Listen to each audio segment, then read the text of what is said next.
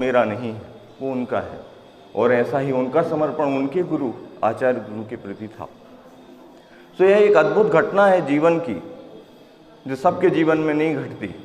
मेरे जीवन में घटी, मैं सौभाग्यशाली हूँ। जो युवा, जो बच्चे ये सुन के प्रेरणा ले सकें, बहुत बड़ी बात उनके लिए होगी। मैं अपने जीवन के छोटे छोटे प्रसंग आपको सुनाता हूँ। मुनिश्री का 1986 में मुनिश्री सबसे पहले यहाँ पर आए थे आचार्य श्री के सानिध्य में, और संघस्थ थे। 20 से 22 दिन का उनका प्रवास था। 1990 में 4 माह मुनिश्री रहे, 2 माह शाहपुर, उसके बाद पथरिया, पुनः वो वापस आए और 2 माह फिर यहाँ रहे। 2000 में मुनिश्री का चातुर्मास यहाँ पर हुआ। 2007 में मुनिश्री का पुनः चातुर्मास यहाँ हुआ, और 2010 और 11 में मुनिश्री का एक लंबा अंतराल स्वास्थ्यगत समस्याओं के चलते और शाहपुर के पुण्य के प्रतिफल स्वरूप यहाँ पर बीता। कोई भी एक ही भाव की क्लास मुनिश्री पढ़ाते थे, उससे पहले मैंने कभी उनसे व्यक्तिगत कोई संवाद नहीं किया था। सारी घटनाएं लगभग इस मानस्तंभ को उस तरफ की हैं। ये बहुत ही संयोग का विषय है कि मुनिश्री एक ही भाव की क्लास पढ़ाते थे। मैं 2 दिन अनुपस्थित रहा। तीसरे दिन गोकुल दादा भजन सुनाते थे क्लास के बाद। तो उनके भजन के बाद मुनिश्री बोले, 2 दिन कहाँ थे? उससे पहले मैंने मुनिश्री से कभी बात नहीं की थी। मैं कुछ नहीं कह पाया। मैं बाद में कक्ष में गया।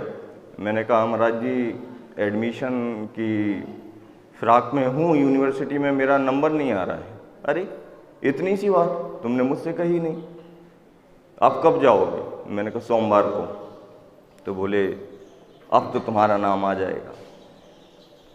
मैं सोमवार को जब पहुंचा तो सूची में मेरा पहला नाम था। पहला नाम मेरा था। तो ये वो आशीर्वाद है।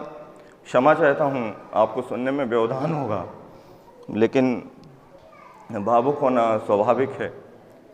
दूसरी घटना मुनिश्री की है। 6 मार्च 2015 को होली का अवकाश था। मैं मुंबई में बैठा।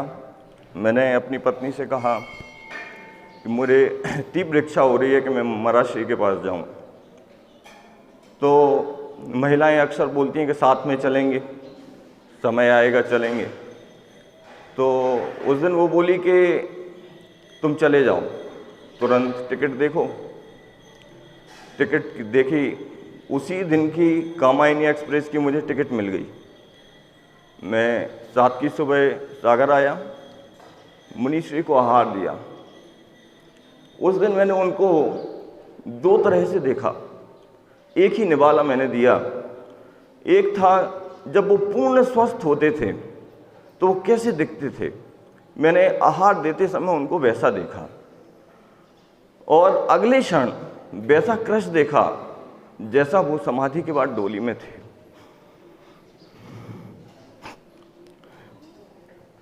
ये 7 मार्च की घटना है। 12 मार्च की सुबह मुझे एक स्वप्न आया। ये जो सामने कमरा है, इसमें मुनिश्री बैठे हैं और भी कई साधु हैं। इस कमरे में छत नहीं है, आसमान है, काले बादल छाए हैं। मानस्तंभ के चारों तरफ गीले टाट के बोरे पड़े हुए हैं। मैं अपनी माँ के साथ कमरे में दर्शन करने गया हूँ, और मुनिश्री ने कहा है कि कल के कार्यक्रम के लिए कविता चाहिए देवेन। तो माँ कह रही है कि मैं बड़ा धन्य हूँ कि आप मेरे बेटे से कह रहे हैं कि आपको कल के कार्यक्रम के लिए कविता चाहिए। और मैं कह रहा हूँ कि मुनिश्री, मैं तो आज शाम को जा रहा हूँ। मेरी एक तय चर्या थी कि मैं जब भी जाता था, चाहे पढ़ने के समय में हो चाहे नौकरी के समय में, मुनिश्री अगर शाहपुर में हैं तो मैं उनको बोल के जाता था। तो मैं तो आज जा रहा हूँ, तो मैं सीडी वगैरह में कुछ रिकॉर्ड करके प्रबंध करके जाऊँगा। और इतनी बात कह के मेरा वो स्वप्न टूट गया। मैं उस समय मुंबई में था और मैं सोकर उठा, जनरली मैं जाता नहीं हूँ मॉर्निंग वॉक वगैरह पे, लेकिन उस दिन मैं बगैर मोबाइल और किसी भी चीज़ के बेतहासा सा चला गया और एक भारत बन कर के जगह है वहाँ पे घंटे भर बैठा रहा। जब मैं लौटा तो पत्नी बड़ी चिंतित थी कि अचानक से आज आप, कभी नहीं ऐसा हुआ, मोबाइल नहीं ले गए, बोला नहीं, कोई बात नहीं, मैं सोती रही और आप कहाँ से आ रहे हो? मैंने कहा मैंने ऐसा ऐसा स्वप्न देखा, अर्थ नहीं पता। अगले दिन उसी समय मेरे भैया का फ़ोन पहुंचा कि महाराज जी की समाधि हो गई। तो ये घटनाएं हैं, ये प्रसंग हैं, आज कहने का मौका मिला है। मैं काफ़ी भावुक हूँ, मैंने ये सब लिखा हुआ है। मैं मैत्री समूह से भी संपर्क में रहा हूँ, मुझे हमेशा से कुछ ना कुछ क्रियात्मक कार्यकलाप करने की एक रुचि रही है, तो मुनिश्री का भी आशीर्वाद उसमें जुड़ता गया।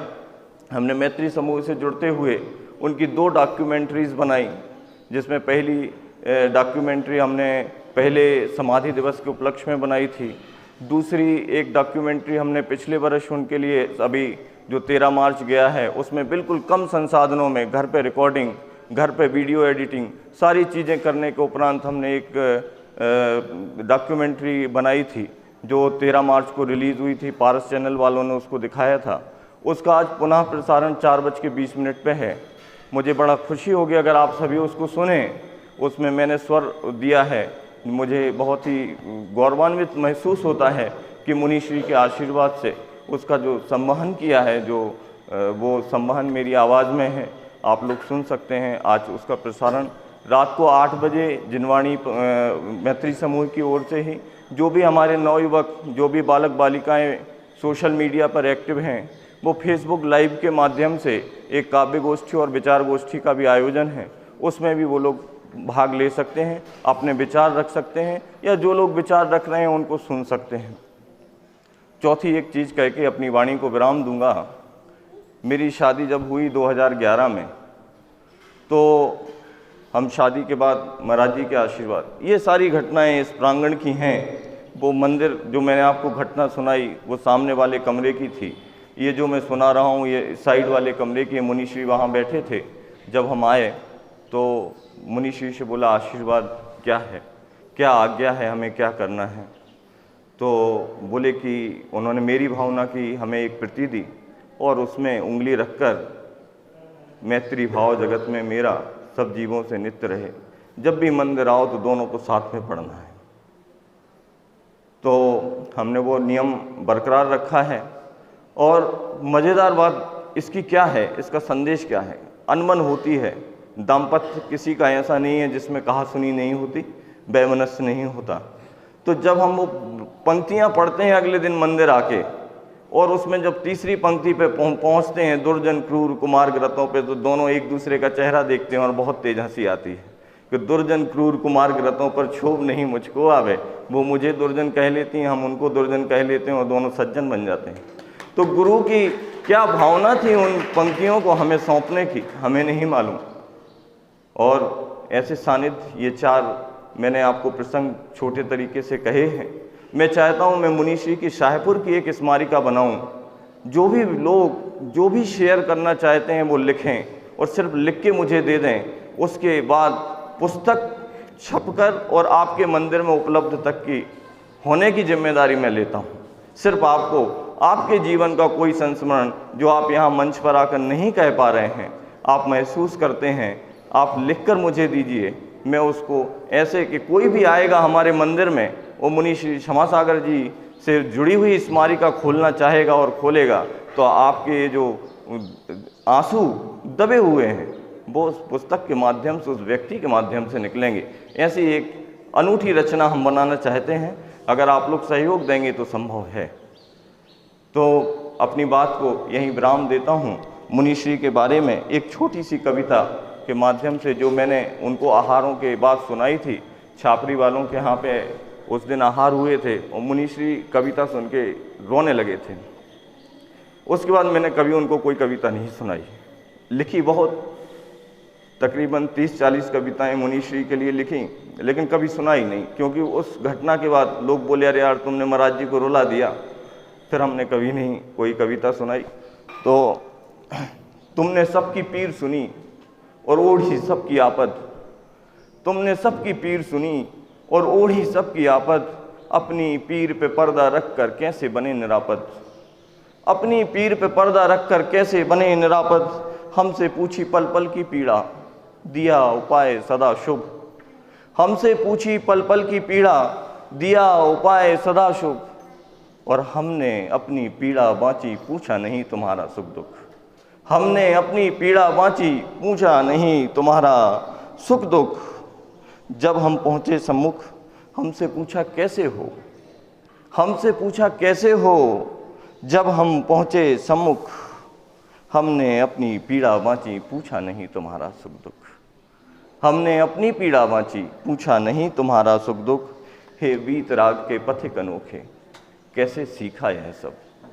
हे वीत राग के पथिक अनोखे, कैसे सीखा यह सब। सुनना सबकी पीर सदा, और खुद की सहना चुप चुप। और खुद की सहना चुप चुप। जय जनेन्द्र।